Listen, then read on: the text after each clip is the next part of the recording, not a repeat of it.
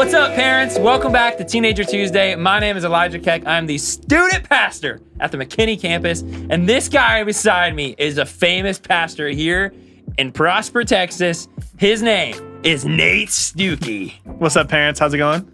Nate, you're looking good today, man. Oh, thanks, man. I appreciate it. Are you ready to update the culture? Dude, I got so much culture to update That's them right. with. You know what I mean? That's right. Totally, dude. If you don't know, Culture Update, we are just simply going through what's going on with teenagers, some new things, maybe some old things that you don't know about, or maybe you do, and pretty much just saying, like, this is kind of what's going on. So let's start with a fun little thing. We haven't done this in a while, Okay. but I'm going to call it Teen Slang. Teen slang. Okay, Yeah. we're updating on the slang, the lingo. That's right. So I'm going to Okay. quiz you. And parents, if you're driving, make sure you get your notes out and take notes on this. I have 4 different words that are teen slang, and you have to try to give me the definition for these. Okay. You feel confident? No, not Okay, at all. Good. First one. This one's the easiest one. Okay. Goated. Oh, easy. Goated, you're the best. Okay. Like, bro, that hat is goated, Yeah. right? Top notch. Easy. High level. Goated. The greatest of all time. That's what it means. All right. 2. Getting a little harder. Okay. I'll use it in a sentence if you need me to also. Okay. Simp. Use it in a sentence. Okay, it's kind of an older one, but it's making a comeback. Yeah. So, man, Michael's always at her house. He's such a simp. Like he's trying to get like that girl to like him. Yeah. Okay, yeah. So it's he's simping. Yeah, someone simps, they're like trying really hard. They're doing a lot of different things to get someone to like them. Okay. They're simp. All right. Okay. Gets a little harder here. Harder. Here we go. Looted. Looted. Yeah. Um, I can use it in a sentence. like, okay, let's try that. Bro, when you wear that Brewers jersey, you're looted, bro. Dude, I don't know what that means. Looted. What does looted mean? I So- think of it like I'm discovering treasure. Okay. Like I'm Yes, kind of. Okay. Looted means swag, pretty much. Like they got a Okay. lot of swag. They got a lot of bling. They're looted. looting. They're looted. So they look good. Yeah. Okay. All right. I cool. like that one. Okay. Last one. This one's tough. Some people don't know this, but sneaky link. A sneaky link. Yeah. Let's get that in a sentence. So someone would say, maybe you see it in a text message like, oh yeah, Vanessa, she's my sneaky link. Not me personally. No, what? No. What So, is a sneaky link? A sneaky link is pretty much if somebody's dating somebody in secret, or somebody is dating someone else okay. and they're cheating, and like the other person is their sneaky link. They're not talking about it, but Gotcha. they're keeping it hidden. Okay. The sneaky link. That's good. Those are good ones. I feel like I learned some things today. Yeah. That's helpful. We're welcome, parents. We're Yeah, welcome. we're welcome. Also. The other thing I want to do today, we're going to go through a bunch of apps. These are like the top 5 apps for teenagers in 2022. And I'm going to call it app check, because we're going to look at these apps and kind of say good things, bad things, but really what they are. So if you see them on your students' phones, maybe you don't know what they are, or maybe you have no idea, we're going to give you some information on that. Cool. The first one you guys should know. What is it? You probably heard of this one. It's Yup. YouTube. YouTube. Still top dog. Man. YouTube app still going strong. They Yeah. love it. As a matter of fact, I think the research we did showed that students average like 3 hours a 3 day hours a day. on the YouTube app. That's crazy. I'm do you watch YouTube? I do. I watch some. Yeah. I watch a lot of YouTube. Okay. Maybe I'm closer to the teenagers like this in the sense of I would much rather watch YouTube than watch TV Wow. or a movie. I watch some YouTube, but I don't know if I'm at that point yet. Man, I watch a lot of cooking videos, but I don't cook. You're So just that's like, weird. It's like a gamer who just like doesn't game. They're just like, I love watching people. Yeah. I'm like fascinated. I'm like, dude, that looks like a great filet mignon, but I don't know how to make it. So. Yeah, I think YouTube, I mean, it's kind of explains itself, but there's some dangers to it, obviously, of like knowing what students are watching. But the good thing about YouTube is they have a lot of like guards up. So Yeah. you can't just post super inappropriate things. They'll get flagged and banned. So, and if you have kids, like younger kids, you can make it kid friendly where they can only watch that stuff. Cool. Yeah, that's great. All right, cool. What's the next app on the app check? The next app, everyone knows this app. It came out when I was a sophomore in high school. Yeah. Snapchat. Snapchat. I like to I call remember it it. Sin Chat because it's bad. I think Fair. there's good things to it. There's bad things to it. I think most of our students Snapchat each other instead of text. Like this is the crazy. main thing. So the way you would text somebody, one of your friends, they snap each other. So it's a good thing. A lot of students have it. There's a lot of good things to it. If the searchable content is filtered for different ages and different groups, so that's good. connecting with friends, connecting with different friend groups. That's always good and positive. And then obviously the opportunity to follow different role models and people that are on Snapchat. The negative sides of it, Yeah. I think obviously the picture vanishes.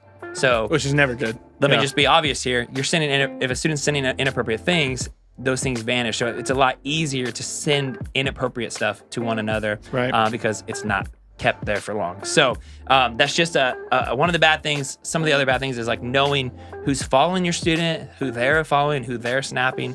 Anytime you have social media, you have to know who's on the other side of it. Yeah. There's definitely dangers to that. If I was a parent, which I'm not, but if I was, Snapchat would be on my no-go list for my students. For sure. I agree. And definitely would be managed to a high extent. So. Yeah, for sure.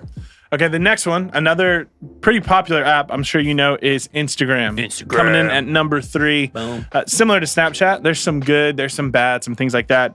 The good things, like Snapchat, you're able to connect with friends. That's like one of the main ways students are connecting with each other these days. You can also follow positive role models. Like you kind of said on Snapchat, Right. that can be a good thing if like what you're feeding your mind is positivity, people you want to be like in a good way. But there's also bad things. So like searchable content on Instagram is unfiltered. Right. So you can quickly get into things you wouldn't want your students seeing. Also hashtags, they can lead to things like that. Lead to bad photos, things that they shouldn't be looking at for sure. And then, there's like random people can DM you. So that's never super great because there's not a lot of safety and security in terms of like protecting conversations with randoms. Yeah. Yeah. I think it's just one of those apps to be careful with, like all of these are. One that's not mentioned, that's actually was the number one that I didn't talk about, was TikTok. I think we've talked about it in the past episodes, so I took it off. But just an app to be careful with. Knowing what students are watching is a very challenging thing. So understanding that. The one I want to mention is Be Real. Be Real is an app that came out this year. And pretty much the idea of it is, what the name is to be real. Okay, and that so doesn't sound bad. Students, I don't have it personally, but students will get a message some point in the day, and it'll say, it's time for your Be Real. And pretty much they'll get their phone out and they'll take a photo. It'll take a photo of the thing on the other side of them, and it'll take a photo of, it takes a photo from both sides of the camera. So it's pretty much like, hey, what are you doing in the moment right now? Let's be real. Don't just post like the filtered things. What's going on in your life? So I think there's some good things to this. It's not like other apps where like, there's not a ton of inappropriate stuff. I mean, there definitely is to some extent, but there's not a lot of like searchable stuff. Like they're just following their friends, understanding what's going on in their friends' lives every single day. I think the dangers of it is like, hey, it can come on while they're driving. It can come on, while they're doing whatever. So just being careful what they're actually posting. Just because it's time for the Be Real doesn't mean they actually have to take the photo in that moment. So understanding that, but it's really, honestly, it's a fairly safe app for your students to have. Okay. I would just say, just be careful, have conversations about it, and I think you should be fine with it. So cool. What's next? Yeah, so the next one we definitely would not recommend probably. You'd have to be really careful of something called Yik Yak. Yik Yak. So I didn't know a lot about this until we were preparing for this, but basically it's a social networking app where you can post whatever you want anonymously. So people can literally be posting like school drama. There's room on there where people are cyberbullying, like making threats, like different things like that. And there's no way to find out who posted it. So obviously that can get off the rails pretty quick. Something that if you see on your student's phone, I'd be monitoring very closely. Right. A couple years ago, this was bigger. It's kind of making a comeback, but a lot of school drama happens with this. Like, hey, this person slept with this person or this whatever. So just be careful that. I would just say don't have it on their phone because there's nothing really good that comes from it. So one other thing, it's not a super popular app, but just an idea or thought for you is just to manage is there's a secret calculator app. There's a couple of them that look like calculators, but they're really ways to hide. It's an app to hide photos and videos from your parents. So it looks like a calculator, looks whatever, but it's a way for them to put different pictures and things that they have on their phone to hide it from their parents. So I would maybe look into that. If they have a bunch of calculators, you're like, wait, why do you have 10 calculators? Just look into that. Maybe that's an idea. It's called calculator percentage sign, which what a name.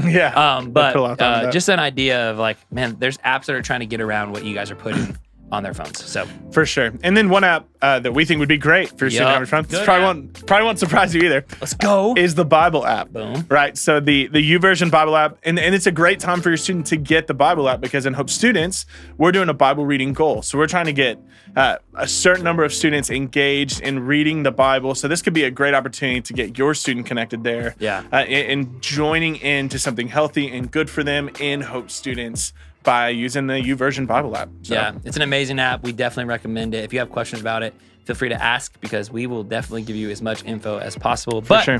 Parents, we love you guys. I hope this helps you to some extent. Remember, you can do this. You are not alone. God is with you, and so are we. So are we. Bye.